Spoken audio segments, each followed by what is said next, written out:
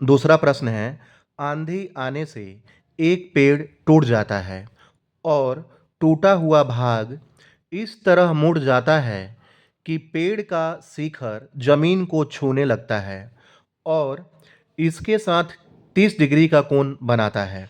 पेड़ के पाद बिंदु की दूरी जहां पेड़ का शिखर जमीन को छूता है 8 मीटर है। पेड़ की ऊंचाई ज्ञात कीजिए।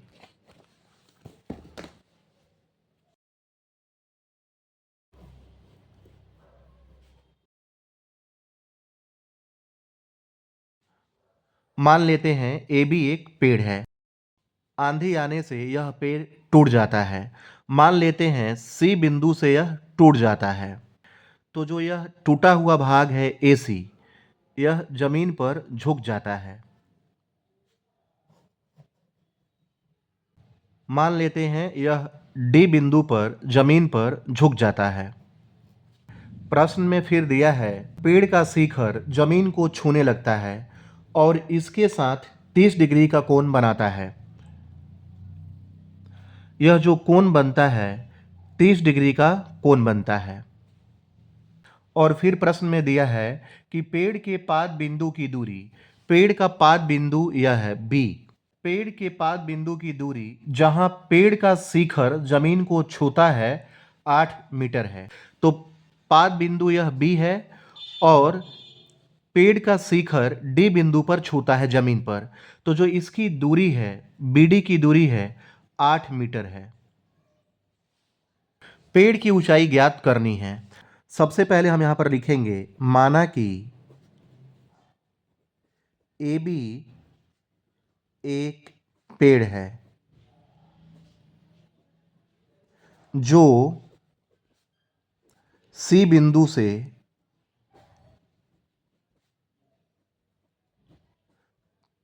टूट जाता है और डी बिंदु पर जमीन को छूता है।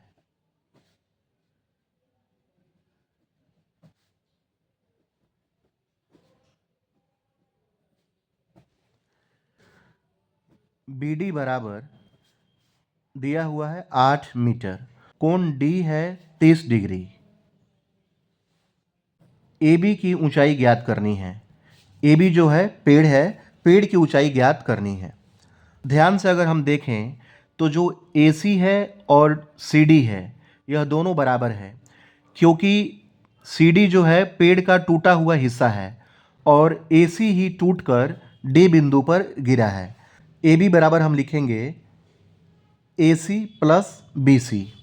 यहाँ लिखेंगे ए बी बराबर ए सी प्लस बी सी, या ए सी के बदले में हम लिखेंगे C D plus B C. यहाँ लिखेंगे चूंकि ए सी बराबर सी डी, ए सी और सी डी दोनों क्या है, आपस में बराबर है। यह जो त्रिभुज है बी सी डी समकोण त्रिभुज है। थीटा के सामने भुजा को हम लंब कहते हैं, तो बी सी है लंब और यह है 90 डिग्री का कोण। तो 90 डिग्री के सामने भुजा को हम कर्ण कहते हैं, हाइपोटेन्यूज कहते हैं। तो जो सी डी है यह क्या है, कर्ण है। बी डी है आधार है। यहाँ पर बी डी दिया हुआ है 8 मीटर।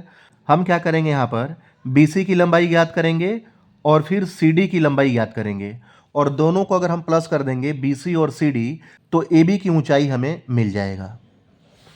यहाँ लिखेंगे त्रिभुज ए बी सी में आधार दिया है, लंब ज्ञात करना है। तो लंब और आधार किस त्रिकोणमितीय अनुपात का मान होता है, लंब बटा आधार P बाई बी tan का मान होता है। तो हम यहाँ लिखेंगे tan 30 डिग्री बराबर tan थीटा होता है लंब बटा आधार P बाई बी, बराबर लंब है यहाँ पर बी सी और आधार है यहाँ पर बी डी। tan 30 डिग्री का मान होता है 1/√3 बराबर बी सी और बी डी का मान यहाँ दिया है 8। क्रॉस मल्टीप्लाई करेंगे, तिरछा गुना करेंगे, तो यहाँ होगा √3 बी सी बराबर 8 एकम 8। इसलिए BC बराबर होगा 8 और नीचे आ जाएगा √3। BC बराबर 8/√3। BC का मान हमने निकाल लिया। अब CD का मान निकालेंगे। तो CD कर्ण है और आधार दिया है, तो आधार और कर्ण यानी B/H या H/B किसका मान होता है? कॉस और सेक का। कॉस थीटा होता है B/H और सेक थीटा होता है H/B। तो इन दोनों में से कॉस या सेक दोनों में से किसी एक का हम प्रयोग कर सकते हैं। यहाँ लिखेंगे कॉस 30 डिग्री बराबर कॉस थीटा होता है B/H आधार बटा कर्ण, तो आधार है यहाँ पर BD और कर्ण है CD। कॉस 30 डिग्री का मान होता है √3/2 बराबर BD। BD का मान यहाँ दिया हुआ है 8, लिखेंगे यहाँ पर 8 और बटा CD। CD हमें निकालना है।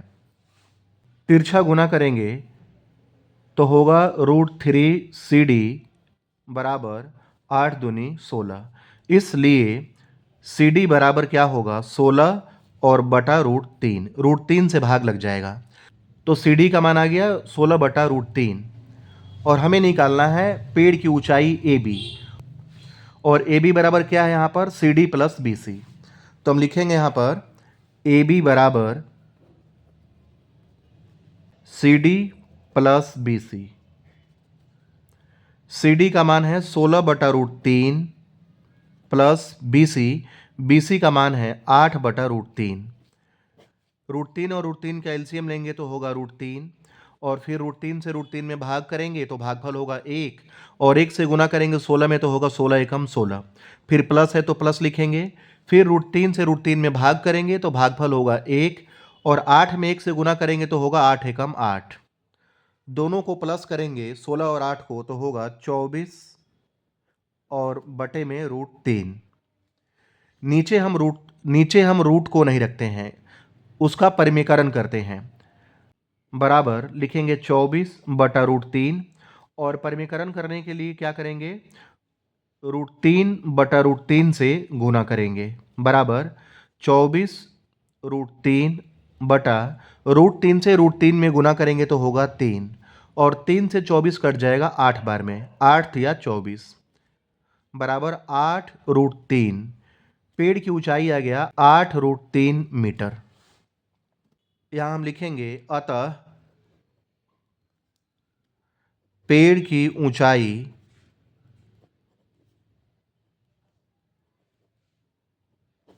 बराबर 8√3 मीटर। यह हमारा आंसर आ गया।